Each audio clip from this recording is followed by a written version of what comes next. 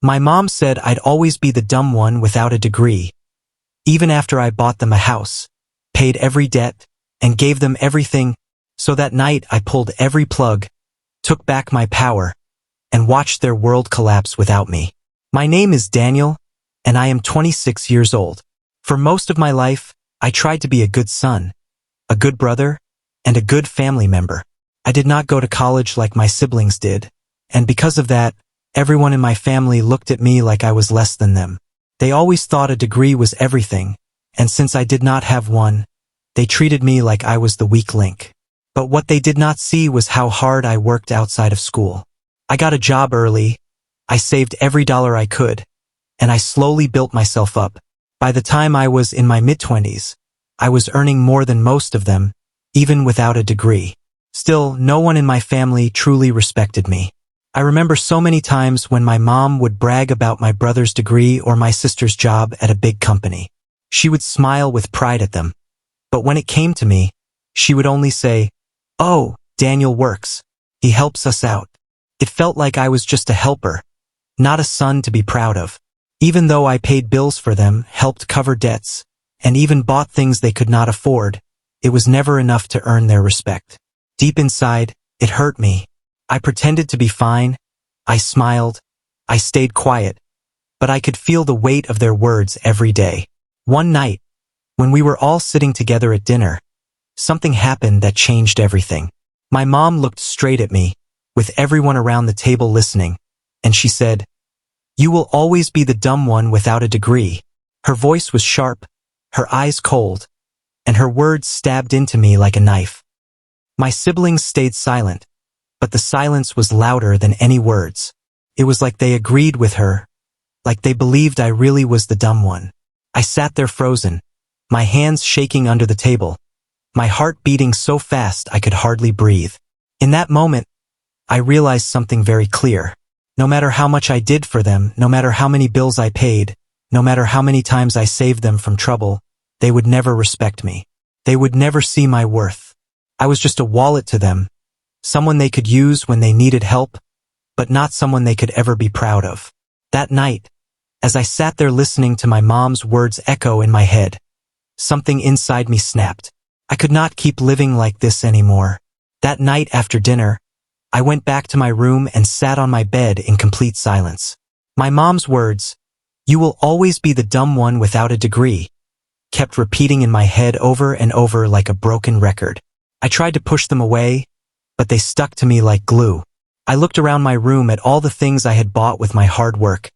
A nice bed, a desk, a laptop, even the clothes in my closet. None of it came from anyone else. It all came from me.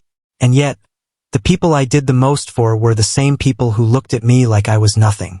I thought about every time I helped them. When my brother's car broke down, I was the one who paid for repairs. When my sister had student loans she couldn't handle, I sent her money.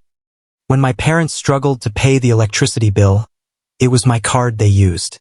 And when they needed a house payment covered, it was my paycheck that saved them. All those times I helped, I thought maybe they would finally see me differently, maybe they would finally respect me. But now I knew the truth. They would never see me as more than the dumb one. The next morning, I woke up with a new mindset. I was tired of being used. I was tired of being disrespected. I realized that if I did not take back control, they would keep treating me the same way forever. So I made a decision. I was going to pull away. I was going to take back everything that was mine. First, I called the bank and canceled every card that my family was using under my name. Then I took back the car I had bought for my brother. He was angry, he shouted at me, he even tried to call me selfish. But for the first time, I did not feel guilty. I simply told him, "If I am dumb, then you should be smart enough to figure it out without me." After that, I stopped paying my sister's loans. She sent me long messages saying I was heartless, that I did not care about family. But deep down I knew the truth. If they cared about family, they would have never treated me like trash. Then came the hardest part, cutting off my mom and dad from my support. I told the utility companies to remove my name from their bills. I stopped covering their debts. When my mom called me, I answered, but this time I was different. She tried to act strong at first, saying I was being childish. But slowly, as days passed, she realized I was serious. The house payments went unpaid. The bills stacked up. Their perfect world began to break apart without my help. Weeks turned into months. At first, my family was angry. Then they tried to shame me. But eventually, their anger turned into silence. And after silence came something I never thought I would hear from them: regret. They began to call me not to demand money, but to apologize. They wanted to meet, they wanted to talk, they wanted me back. When I finally met them after months of distance, everything had changed. My mom's eyes did not hold pride or judgment anymore. They held sadness. She looked tired, weaker than I had ever seen her. For the first time in my life, she told me she was sorry. She said she had been wrong to say those words. My siblings sat quietly, no longer acting superior, because they finally understood the truth. I realized something powerful that day. Respect does not come from a degree or from family titles. Respect comes from how you treat people. And I finally knew my worth. I did not need to beg them to see me differently. I simply needed to walk away, until they realized who I really was. After that day, my life started to change slowly but strongly. At first, it felt strange not to be running to fix every problem my family had. I was so used to picking up the phone whenever they called, ready to throw away my own comfort just to save them from trouble. Now, my phone was quiet. At first, the silence felt heavy, like I had lost something important. But soon, I realized that silence was peace. For the first time in years, I could breathe without worrying about who needed money next. I began to focus on myself. I worked even harder at my job, saved more money, and even started my own small business on the side. The same work ethic that made me carry my whole family now gave me the chance to build a future just for me. I bought myself a new apartment, simple, clean, and entirely paid for with my own earnings. I furnished it with things I liked, not things others wanted. Every night when I came home, I felt proud because it was mine. Not my mom's, not my siblings, but mine. Meanwhile, my family's life was not the same. Without my support, the cracks started to show everywhere. My brother struggled to pay for his car repairs, my sister fell behind on her student loans, and my parents could not keep up with the house payments. Slowly, they began to lose the comforts they once took for granted. The house that they were so proud to show off started to look worn down.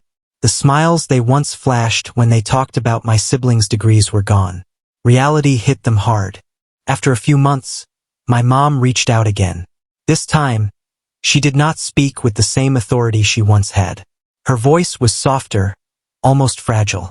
She said she missed me, that the family was not the same without me.